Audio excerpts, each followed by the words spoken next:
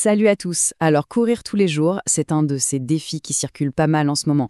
Mais est-ce que c'est vraiment le secret pour être au top ou est-ce qu'on se tire une balle dans le pied? Allez, on va creuser ça ensemble. Ok, mettons-nous en situation. Imaginez un peu. On enfile ses baskets tous les matins, sans exception. Pluie, vent, flemme, peu importe. On court tous les jours, pendant un mois. Qu'est-ce qui se passe vraiment dans le corps et dans la tête? C'est la grande question. Pour bien comprendre, voilà le programme. D'abord, on va définir ce fameux défi.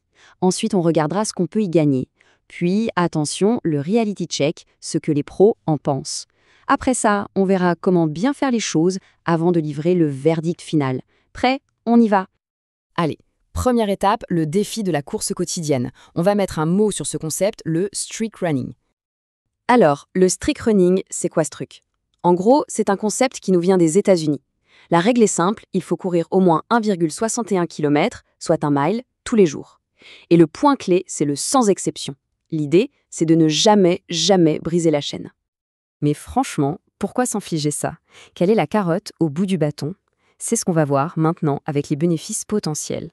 Et là, c'est vrai que la liste fait rêver. Sur le papier, on nous promet une meilleure santé cardio, des muscles plus en forme, mais pas que. On parle aussi d'un meilleur sommeil, de moins de stress, d'un système immunitaire en béton et d'un vrai boost pour l'estime de soi. Et bien sûr, potentiellement une perte de poids si on fait attention à côté. Pas mal, non? D'ailleurs, pour remettre les choses dans leur contexte, ce n'est pas si fou que ça. L'Organisation mondiale de la santé, l'OMS, elle recommande entre 150 et 300 minutes d'activité par semaine. Eh bien, en courant ne serait-ce que 25 minutes par jour, on est pile dans les clous, et même au-delà. Donc ce défi s'aligne plutôt bien avec les recommandations officielles. Bon, tout ça a l'air super. Peut-être même un peu trop beau pour être vrai? C'est le moment de faire entrer les experts pour un petit retour à la réalité. Est-ce que c'est vraiment une bonne idée? Et c'est là que ça devient intéressant. On a deux sons de cloche complètement différents. D'un côté, un kiné qui nous dit « ouais, sur le principe, pourquoi pas ?» Et de l'autre, une coach sportive hyper cash qui répond « non, mais pas du tout, à ne surtout pas faire ». Alors, qui croire? Creusons un peu les arguments de la coach. Elle met le doigt sur de vrais dangers. D'abord, le surentraînement. À trop en faire, le corps s'épuise et paradoxalement, on devient moins performant. Ensuite, et c'est le gros point noir, le risque de blessure qui explose. Tendinite, fracture de fatigue, parce que les impacts s'accumulent. Et enfin, faut pas oublier le mental. La fatigue s'installe et le corps n'a juste peu le temps de se réparer. Et cette phrase de Lucille Woudoir résume tout. L'organisme a besoin de repos pour se soigner de l'intérieur. La récupération, ce n'est pas une option, c'est une partie de l'entraînement. D'ailleurs, même les plus grands athlètes, les machines de guerre comme Rich Roll, ils prennent 1 ou 2 jours de repos complet par semaine. C'est non négociable pour progresser. Ok, donc c'est un grand débat. Alors on fait quoi? On abandonne l'idée? Pas si vite. La question, en fait, ce n'est peut-être pas de savoir si on doit courir tous les jours, mais plutôt comment on pourrait s'y prendre. Le mot magique, celui que tous les experts répètent en boucle, c'est la progressivité. Il faut voir le corps comme une machine qui s'adapte, mais il lui faut du temps. On ne peut pas lui imposer un choc pareil du jour au lendemain. C'est la base de tout entraînement sain. On y va petit à petit, palier par palier. Alors concrètement, ça veut dire quoi? Surtout quand on part de zéro. Eh bien, ça veut dire commencer tout petit avec des distances courtes. Ne pas hésiter à alterner course et marche. Et surtout, la règle d'or, écouter son corps. Une douleur, on s'arrête.